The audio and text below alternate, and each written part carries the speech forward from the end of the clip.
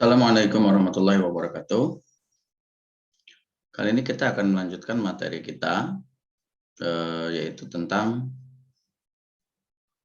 perkembangan bumi. Ya, apakah sebelumnya kita sudah mempelajari tentang perkembangan penciptaan alam semesta. Nah, kali ini kita akan melanjutkan materi kita tentang perkembangan bumi. Ya. Nah, dalam teori perkembangan bumi diketahui bahwasanya menurut para ilmuwan gitu ya, yang berkembang ada 3 buah teori yang berkembang dalam perkembangan bumi. Yaitu yang pertama adalah teori continental drift atau teori apungan benua. Kemudian setelah itu ada teori yang namanya teori lempeng tektonik, dan terakhir ada teori hotspot ya atau teori titik panas ya. Kita akan bahas satu persatu dari mulai teori continental drift atau teori apungan benua. Ya, menurut teori apungan benua, bahwasanya bumi ini dulu adalah merupakan satu kesatuan daratan, ya, satu kesatuan daratan dan satu kesatuan lautan atau samudera. Nah, daratan yang menyatu ini disebut benua super Pangea. Siapa yang mencetuskan teori continental drift? Yang mencetuskan teori continental drift untuk pertama kali adalah seorang ahli geologi dari Jerman bernama Alfred Wegener. Ya, bernama Alfred Wegener pada tahun 1912 dia menyatakan teorinya tentang continental drift atau teori apungan benua. Bahwasanya menurut Wegener, benua Pangea atau bumi saat itu hanya terdiri atas satu daratan saja dan satu lautan saja. Nah, daratan ini adalah disebut dengan benua super Pangea. Jadi daratan yang sekarang terpisah-pisah ini dulunya menyatu menjadi satu, menjadi sebuah benua super yang namanya Pangea ya. Nah, Pangea ini akhirnya akan terbelah-belah, akan terpecah-pecah sampai seperti keadaan sekarang. Ya, kelemahan dari teori ini adalah dia tidak bisa menjelaskan apa yang menyebabkan si benua-benua ini terpecah-pecah. Gitu ya. Dia hanya bilang mungkin karena benua itu mengapung di atas lautan sehingga seperti buih di lautan atau seperti buih di atas air, dia nanti akan terpecah mengikuti arus air yang ada di bawahnya. Gitu ya. Nah, bagaimana Wegener mengungkapkan teorinya? Karena setiap teori itu harus ada pembuktiannya. Setiap teori untuk dapat diterima harus ada pembuktiannya. Nah, Wegener menyatakan beberapa bukti ya, beberapa bukti yang dapat dia sampaikan. Yang pertama adalah Wegener menyampaikan bahwa pertama dia mencocokkan antara garis-garis terluar dari setiap benua ya, matching the outlines gitu ya, mencocokkan. Ternyata seperti kita dapat lihat di layar, sebelah timur dari Amerika Utara ternyata cocok dengan bagian barat atau mungkin bagian barat daya dari Afrika. Gitu ya, cocok. Ketika kita cocokkan, ini seperti bermain puzzle gitu. Ini seperti bermain puzzle. Ternyata ini memiliki kecocokan bentuk garis terluar Amerika Utara, gitu ya, Amerika Utara dengan Afrika. Dia memiliki kecocokan garis terluar, gitu ya. Nah, ini dapat kita lihat di bagian C, gitu ya, bahwa Amerika Utara dengan Amerika Selatan dengan Afrika bagian barat laut mungkin gitu ya, atau Afrika Barat misalnya, dia ternyata cocok gitu ya. Amerika Utara dengan bagian barat dari Eropa ternyata dia memiliki kecocokan gitu ya. Nah, itu adalah bukti pertama. Kemudian Wegener juga mencocokkan struktur batuan ya. Wegener juga mencocokkan struktur batuan. Ternyata di Afrika bagian barat ditemukan batuan yang cocok mirip sekali dengan batuan yang ada di Amerika Selatan. Gitu ya. Kemudian ditemukan juga di Afrika. Afrika, mungkin ini Afrika Tengah ini, sampai ke Afrika bagian selatan, ditemukan batuan yang sama. Gitu ya. Padahal kedua pulau ini, kedua benua ini sekarang terpisah ribuan kilometer. Tetapi memiliki struktur batuan yang sama. Yang jelas struktur batuan itu akan memiliki apa ya? Struktur batuan itu akan memiliki kecocokan atau memiliki kesamaan apabila wilayah itu berada dalam satu daerah yang sama. Ya, sehingga dipastikan bahwa daerah ini dulunya adalah daerah yang menyatu. Dia adalah satu daerah besar. Kemudian kecocokan batuan ini juga dapat dilihat di ini gugusan pegunungan di Amerika bagian utara ya. Ini Amerika Serikat sekarang kalau tidak salah, ini Amerika Serikat sekarang dengan Afrika bagian barat laut. Afrika bagian barat laut sampai ke Eropa.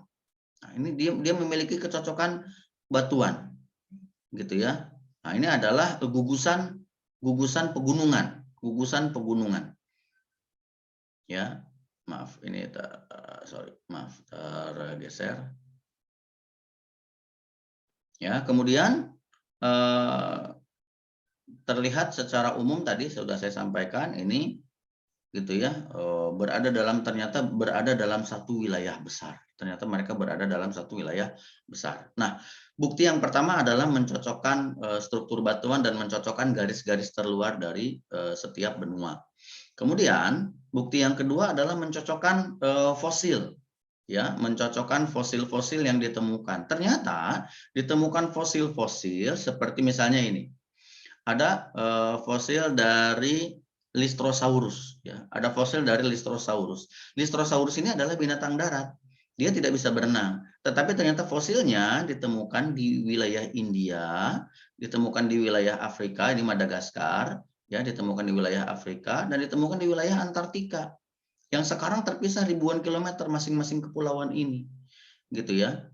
Sehingga diyakini bahwa ini dulu adalah satu daerah daratan antara India, Madagaskar, Antartika dan Afrika ini dulunya menyatu. Karena ditemukan fosil binatang yang tidak bisa berenang. Kemudian ditemukan juga fosil tanaman. Ditemukan fosil tanaman yang menyebar dari Australia, Antartika, India bagian selatan, Madagaskar bagian selatan, dan Afrika bagian selatan. Juga Amerika Selatan di bagian selatan. Gitu ya, ditemukan jenis tanaman yang sama, fosil tanaman yang sama, yang tidak mungkin tanaman itu bisa berjalan, gitu ya, sehingga kita yakini bahwa ini adalah dulunya Amerika bagian selatan, Afrika, Madagaskar, India, Antartika dan Australia dulunya adalah suatu daerah yang menyatu menjadi sebuah daerah yang besar. Ya, juga ditemukan fosil-fosil yang lain seperti fosil Signonatus gitu ya, ada Mesosaurus gitu ya, mirip seperti buaya. Kemudian bukti yang ketiga yang menguatkan teori tentang continental drift atau apungan benua, yaitu adalah batuan purba ya, batuan es purba ya, bukti zaman es purba. Bukti zaman es purba bahwasanya di wilayah Amerika Selatan bagian selatan, Afrika bagian selatan, kemudian India gitu ya, dan di Antartika juga Australia bagian selatan ini ditemukan jejak gitu ya, ditemukan jejak gerusan es pada batuan. Ya, yang ternyata jejak gerusan esnya itu mirip dengan yang ada di Antartika. Mirip dengan yang ada di Antartika sekarang gitu.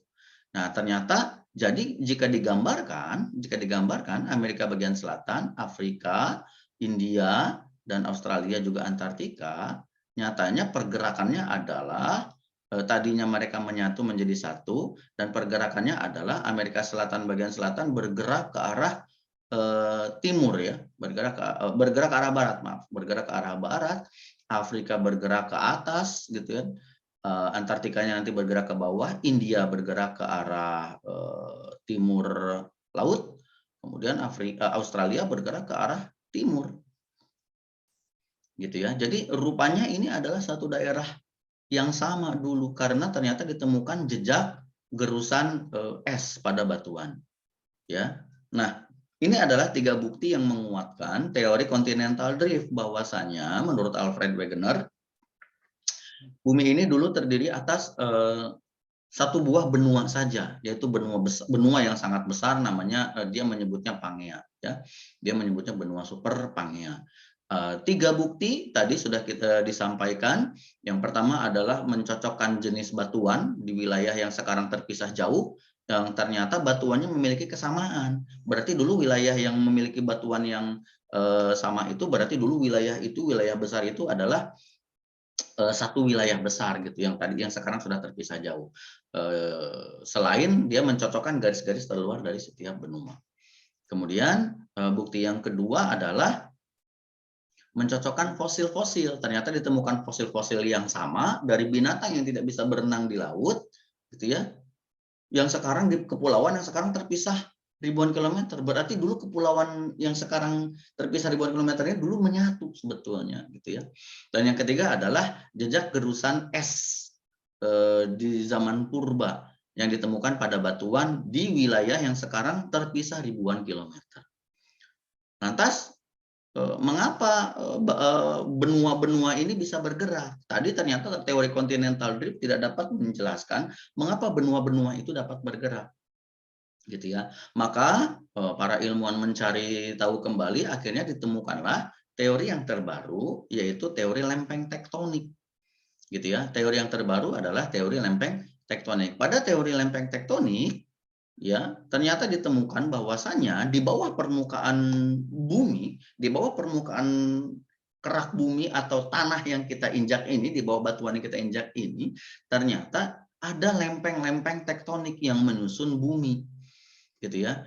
Ada lempeng-lempeng tektonik yang menyusun bumi. Lempeng-lempeng tektonik ini ada jauh di bawah di bawah permukaan bumi yang kita injak. Ya, misalnya Indonesia. Ini kita lihat Indonesia, ya. Indonesia ini berada di batas lempeng, di paling ujung dari lempeng Eurasia atau lempeng Eurasia, ya. Nah, di bawahnya kita pas bertumbukan, lempeng kita berada di daerah tabrakan lempeng antara lempeng Eurasia dengan lempeng Australia. Selain itu di sini ada lempeng Filipina. Ya, jadi Indonesia itu berada di batas 3 lempeng, yaitu lempeng Eurasia, lempeng Australia, dan lempeng Filipina. Dan ini ada jauh di bawah batuan yang ada di Indonesia, ada jauh di bawah itu, dan lempeng ini jauh lebih besar daripada batuan kepulauan itu sendiri, gitu ya. Sehingga di bawah samudera pun ada lempeng, Samudera atau laut dia bawahnya kan ada dasarnya, ada lapisan tanahnya. Nah, di bawah lapisan tanah dari dasar samudera itu juga ada lempeng, gitu ya. Seperti kita lihat di sini ada lempeng Pasifik, ya, yang besar, ini besar sekali lempeng Pasifik, ya. Kepulauan Hawaii di sini, ini ada di lempeng Pasifik, Kepulauan Hawaii ini, ya, ada di lempeng Pasifik, Kepulauan Hawaii, ya. Di sini ada lempeng yang kecil tapi sangat aktif namanya Juan de Fuca, gitu ya. Nah, ternyata bumi ini tersusun atas lempeng menurut para ilmuwan. Nah, lempeng inilah yang bergerak, sehingga ketika lempeng ini bergerak, permukaan atau lapisan tanah yang ada di atas lempeng ini juga ikut bergerak. Ketika lempeng Australia ini bergerak, maka pulau atau kepulauan benua Australia yang ada di atas lempeng tersebut juga akan ikut bergerak mengikuti lempeng yang ada di bawahnya. Inilah yang menyebabkan mengapa kepulauan benua yang besar tadi, benua super Pangea tadi terpecah-pecah karena ternyata di bawahnya ada lempeng-lempeng. Lantas apa yang menyebabkan lempeng-lempeng ini bergerak, gitu kan? Lantas apa yang menyebabkan lempeng-lempeng ini bergerak, gitu ya? Nah, sebelum sampai ke sana, kita perhatikan dulu ternyata di setiap batas lempeng tektonik tadi, itu akan tercipta atau akan terlahir gunung-gunung api. Nah, ini ada gugusan gunung-gunung api. Yang kalian lihat berapa titik-titik merah ini, titik-titik merah di setiap garis hitam ini, itu adalah gunung-gunung api. Ya, itu adalah gunung-gunung api. Jadi ternyata di setiap batas lempeng tektonik akan lahir gunung-gunung api. Ribuan gunung api yang ada di dunia. Gitu ya. Di setiap batas lempeng tektonik akan lahir gunung-gunung api. Mari kita perhatikan, ini ada negara Indonesia dari mulai Sumatera, Jawa, Bali, Nusa Tenggara, Maluku naik ke atas ya ke Maluku Utara, Sulawesi sampai ke Filipina sana itu adalah gugusan pegunungan. Dia disebut Ring of Fire ya, dia disebut Ring of Fire. Ini Ring of Fire sampai memanjang ke atas nih. Gitu ya. Memanjang ke atas. Ini Jepang. Jepang juga tertutup oleh gunung api karena dia berada di batas 3 lempeng dunia. Ya, Jepang berada di batas 3 lempeng dunia, batas lempeng Eurasia, lempeng Filipina, dan lempeng Pasifik. Ya, Jepang itu adalah negara yang kaya akan gunung api dan gunung apinya rata-rata aktif meletus. Ya, nah mengapa setiap batas lempeng tektonik ini melahirkan gunung api? Ya, mengapa setiap batas lempeng tektonik ini melahirkan gunung api? Di Indonesia kita mengenal nih, sepanjang Sumatera itu ada pegunungan Bukit Barisan disebutnya ya. Dia gugusan gunung. Di Pulau Jawa ada gugusan gunung. Di Cirebon tempat kita tinggal sekarang ada Gunung Ciremai yang sangat besar. Itu adalah satu gugusan dengan gunung-gunung yang ada di Pulau Jawa dan dia juga memanjang sampai ke Jawa Tengah, Jawa Timur sana gitu. Gugusan gunung ini. Ya. Nah, pertanyaannya sekarang ada dua. Apa yang menyebabkan lempeng tektonik bergerak? Dan kedua, apa yang menyebabkan di setiap batas lempeng tektonik akan lahir gunung api? Nah, kita lihat penjelasannya sebagai berikut ya. Nah, pada layar ini kita bisa lihat bahwasanya, nah ini adalah misalnya ya, ini adalah daratan yang kita tinggal ini, daerah pegunungan atau daratan yang kita tinggal. Ini ada di sebelah kiri, sebelah kanan saja. Nah, yang di tengah-tengah ini ada misalnya samudra, misalkan ini ada samudra. Nyatanya di paling bawah dari kerak bumi itu, di paling bawah dari batuan yang kita injak, baik itu di daratan, di lautan, gitu ya, maupun di daratan lain, gitu ya. Ternyata di lapisan terbawah dari setiap daratan itu, di lapisan terbawah dari setiap batuan, ternyata ada lempeng tektonik di bawahnya, ada lempeng tektonik yang aktif bergerak. Ini adalah lempeng tektonik yang ada tanda panah. Ini adalah lempeng tektonik yang ada tanda-tanda panah. Dia adalah lempeng tektonik. Nah, mengapa lempeng tektonik itu bergerak? Nah, kita lihat di bawah lempeng tektonik ini adalah inti bumi. Dia disebut dengan mantle atau mantel ya. Dia mantel. Nah, inti bumi ini bersifat kenyal. Bersifat kenyal, semi cair. Dia disebut juga dengan astenosfer. Disebut juga dengan astenosfer. Nah, astenosfer ini karena dia sangat panas, ya, karena dia sangat panas, maka di dalam fisika kita belajar bahwasanya udara yang panas atau air yang panas atau cairan yang panas dia pasti akan memiliki uap panas. Nah, uap panas ini pasti akan bergerak ke atas. Sifat dari uap panas dia akan bergerak ke atas. Nah, maka si uap panas dari astenosfer ini bergerak ke atas disertai dengan cairan panasnya. Dia bergerak ke atas, mendesak ke atas. Mendesak ke atas, mendorong ke atas, kemudian dia terdorong kembali ke bawah. Terus udah dari bawah naik lagi ke atas, mendorong ke atas, terdorong lagi ke bawah. Mendorong ke atas, terdorong lagi ke bawah. Begitu seterusnya melahirkan arus konveksi. Melahirkan arus konveksi. Arus konveksi inilah yang akhirnya akan menggerakkan lempeng tektonik. Gambaran lebih jelasnya kita dapat lihat di slide yang berikutnya. Nah, ini dia. Nah, ini ini panah yang memutar ini, panah memutar yang putih ini di bawah dengan merah, ini adalah magma yang naik ke atas. Ini arus konveksi tadi. Magmanya naik ke atas, ingin muncul ke permukaan. Gitu, karena sifat benda yang panas itu pasti dia akan naik ke atas karena massa jenisnya lebih kecil daripada benda yang dingin. Nah, dia ingin naik ke atas, akhirnya melahirkan arus konveksi. Di sini melahirkan arus konveksi. Akhirnya terbelah nih lempeng tektonik. Terbelah, ketika lempeng tektonik itu terbelah, nah sebagian yang arus konveksinya ke sana, ke kiri, misalnya dia akan menggerakkan lempeng tektonik ke kiri. Sebagian yang arus konveksinya ke kanan, dia akan menggeser atau menggerakkan lempeng tektonik yang di atasnya bergeser ke kanan. Lempeng tektonik ini tidak kecil ya. Lempeng tektonik ini memiliki ketebalan antara 100 sampai 180 km kira-kira. ya.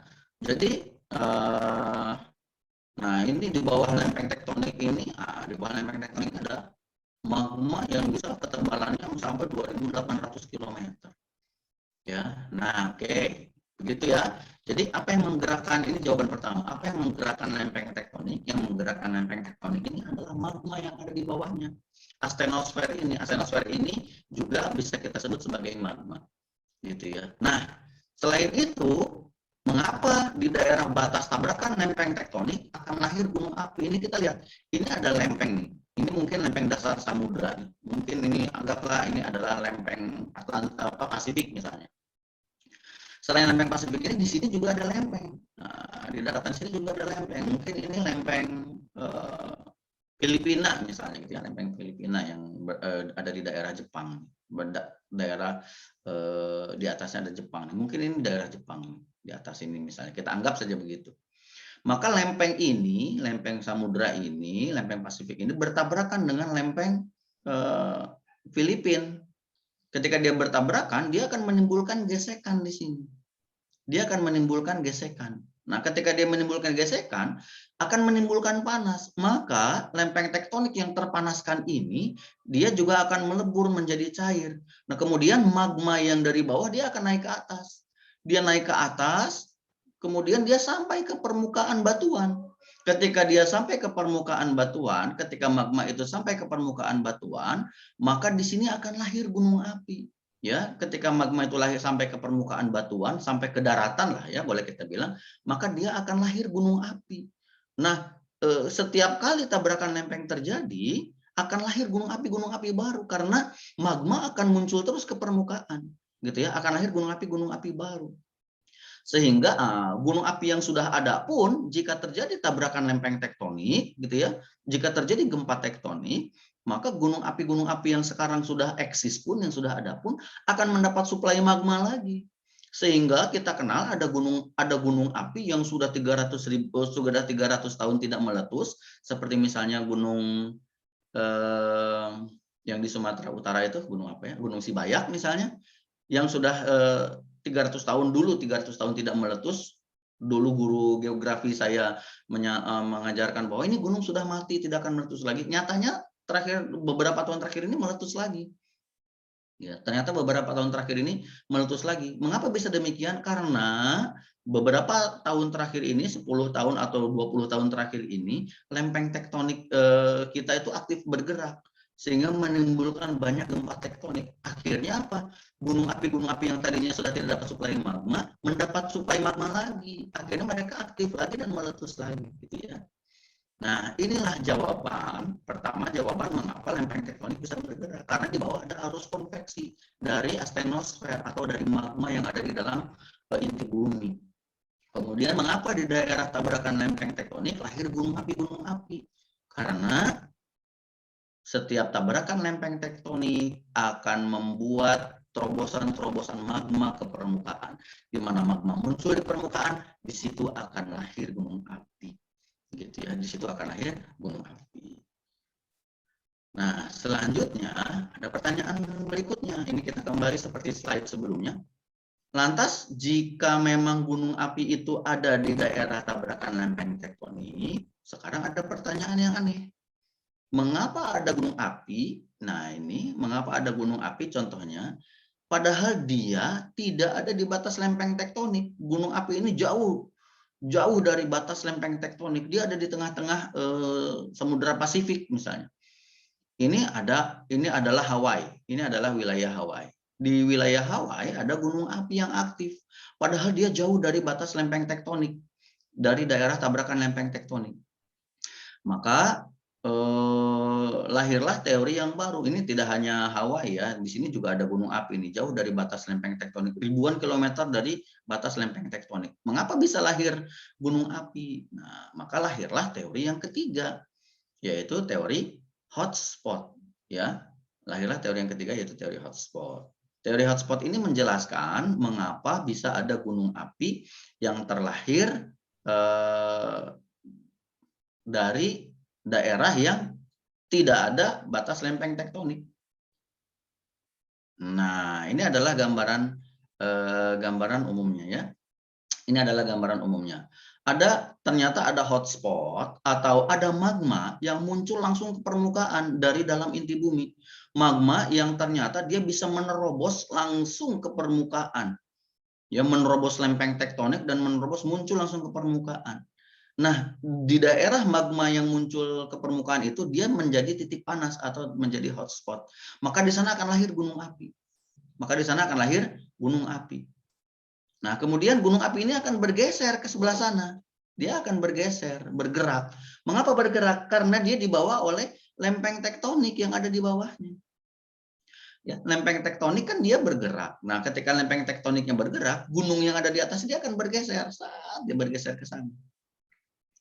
Ketika gunung itu bergeser, maka gunung itu semakin lama, semakin bergeser, semakin jauh, dia akan mati. Karena dia tidak dapat lagi hotspot, dia tidak dapat lagi magma. Nah, tapi titik magmanya tetap di situ. Maka di situ akan lahir lagi gunung api yang baru. Gunung api yang baru nanti bergeser lagi, maka akan lahir lagi gunung api yang baru di titik panas ini. Terus begitu. Nah, gunung api yang lama dia akan bergerak menjauh. Gunung api yang lama dia akan bergerak menjauh. Nah, maka di situ kita lihat bahwa ini adalah kenyataan yang terlihat bahwasannya gunung itu berjalan. Kenapa gunung bisa berjalan? Karena gunung ada di atas lempeng tektonik dan lempeng tektoniknya berjalan. Ya, di dalam agama Islam, di dalam kitab suci agama Islam Al-Qur'an dinyatakan bahwasanya di dalam Quran surat An-Naml ayat 88 Allah sudah menyatakan, memberitahu, memberi sinyal kepada kita bahwa gunung itu berjalan. Gunung itu berjalan seperti jalannya awan. Tetapi kita tidak dapat melihatnya. Mengapa? Karena kita ikut berjalan bersama gunung. Mengapa kita ikut berjalan? Karena kita dan gunung berada di atas lempeng tektonik. Lempeng tektonik itu yang berjalan. Sehingga gunung yang ada di atasnya pasti ikut berjalan. Gitu ya. Nah, ini adalah gambaran keadaan Hawaii. Nah, ini mungkin gambaran lebih jelasnya dapat dilihat lagi di sini. Ya, jadi ini adalah astenosfer yang muncul ke permukaan. Ya, ini adalah astenosfer yang muncul ke permukaan, di mana dia muncul ke permukaan akan lahir gunung. Gunung ini lahirnya di dasar laut. Tetapi karena magmanya menumpuk terus akibat dari intrusi, akibat dari apa ya? Kemunculan magma ke permukaan dari dalam bumi, lama-lama si magma ini akan meninggi, jadi gunung yang muncul dari permukaan laut, dan ini jadi kepulauan. Nah, orang-orang Hawaii ini kan tinggal di atas punggungan gunung ini, di atas punggungan gunung ini. Ya, kemudian si lempeng tektoniknya bergerak, maka gunung yang tadi ada di titik panas ini juga akan bergeser ke sebelah kiri. Nanti dia bergeser lagi mengikuti lempeng tektoniknya. Sedangkan di titik panas tadi dia akan terus lahir gunung api baru, akan terus lahir gunung api baru, akan terus lahir gunung api baru. Sehingga jika dilihat dari jenis batuannya, maka gunung api yang tertua itu yang berada di paling kiri. Ya, tadi kita lihat yang paling kiri itu sekarang kepulauannya adalah Kauai. Ya, Kauai, Oahu, Maui, dan Hawaii yang sekarang. Ya, oke. Nah, terakhir ini ada sebuah video yang dapat kalian saksikan. Nanti akan saya pandu dengan suara dari saya ya.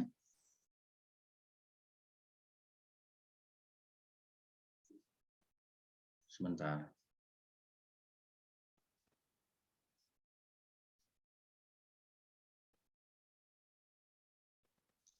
Baik, kita lanjutkan ya. Ini adalah sebuah video yang saya ambil dari dari YouTube juga. Jadi gambarannya adalah jika bumi ini seperti ini adalah inner core ya. Jadi si hotspot itu bukan sebuah titik panas yang ada di permukaan, ya, tetapi dia muncul langsung dari dalam inti bumi. Ya, dia langsung muncul dari dalam inti bumi. Ya, dia muncul langsung dari dalam inti bumi. Panas yang ada dalam inti bumi ini dia ternyata mampu keluar, ya, mampu keluar dan membawa material-material ke atas, ya, membawa bersamaan dengan material ke atas dia akan menembus langsung ke ke permukaan bumi. Si panas ini akan menembus langsung ke permukaan bumi. Nah, ini mengikuti arus konveksi tadi, kita mengikuti arus konveksi tadi. Ya, nanti si material yang panas naik ke atas, material yang dingin akan turun ke bawah. Nah, ini yang tadi yang disebut dengan arus konveksi tadi ya. Ini yang disebut dengan arus konveksi. Pergerakan arus konveksi. Nah, maka dia akan menembus sampai ke permukaan bumi. Ketika dia menembus ke permukaan bumi, ini jadi titik panas di sini. Nah, maka di sini akan ada titik panas. Panas ini naik ke atas, dia akan merusak lempeng tektonik yang ada di sini. Ya, lithospheric plate itu lempeng tektonik ya. Nah, panasnya naik ke atas, dia akan merusak lempeng tektonik yang ada di sini.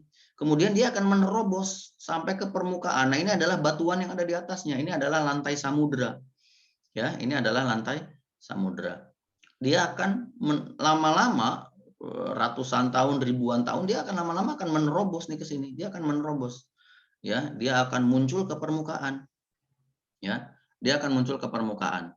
Nah, ketika dia muncul di permukaan, maka lahirlah gunung api, muncul gunung api karena dia dapat magma terus, akhirnya terus semakin menumpuk, semakin tinggi, dan muncul ke permukaan laut, muncul dari permukaan laut. Ya, dia muncul dari permukaan laut. Lahirlah gunung api yang baru. Inilah yang sekarang jadi Kauai, jadi Kauai. Ya. Nah, kemudian karena lempeng tektoniknya bergeser, si gunung tadi ikut bergeser, ikut bergerak. Dia ikut berjalan ke samping. Nah, di tempat hotspot tadi dia akan lahir gunung api yang baru. Di tempat hotspot tadi dia akan lahir gunung api yang baru. Begitu seterusnya karena lempeng tektonik ini bergerak. Pergerakan lempeng tektonik ini hanya 10 cm setiap tahun ya. Kurang lebih 10 cm setiap tahun. Tetapi kalau ribuan tahun kan dia bisa jadi beberapa kilometer, atau mungkin jutaan tahun dia bisa jadi ribuan kilometer gitu ya, atau miliaran tahun. Nah, ini adalah gambaran yang jelas sekali tentang bagaimana gunung itu berjalan dan bagaimana munculnya kepulauan di Hawaii. Gunung yang tadi pertama muncul ada di sebelah paling kiri dan dia sekarang sudah mati. Ya, ada di paling kiri dan dia sekarang sudah mati, sudah tidak bisa meletus lagi karena sudah tidak mendapat magma lagi. Yang masih mendapat magma ya ini, yang kuning dan mungkin agak kemerahan ini. Dia masih dapat suplai magma. Ya, itu adalah gambaran tentang bagaimana gunung itu muncul padahal dia tidak ada di batas lempeng tektonik, dan bagaimana gunung itu berjalan seperti gambaran pada Quran surat An-Naml ayat 88. Itulah materi kita hari ini. Selamat mempelajari dan memahami materi kita. Jika ada pertanyaan nanti dapat disampaikan. Terima kasih. Assalamualaikum warahmatullahi wabarakatuh.